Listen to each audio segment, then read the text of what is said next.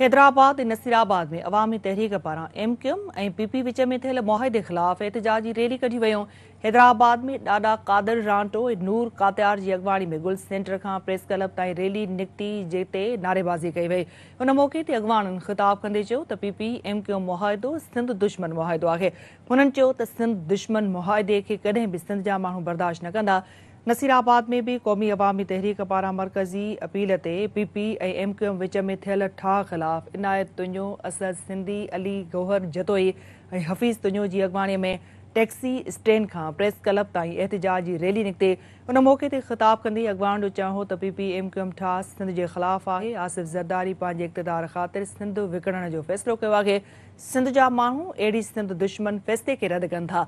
हुननि चयो त PP इक़्तिदार ख़ातिर हमेशह सिंध जो सौदो कयो आहे। अॻवान जो चयो त जेसिताईं सिंध दुश्मन मुआहिदो रद्द न कयो वेंदो, सिंध जो अवाम PP जी रस्ता रोक करण वारो अमल जारी रखंदो।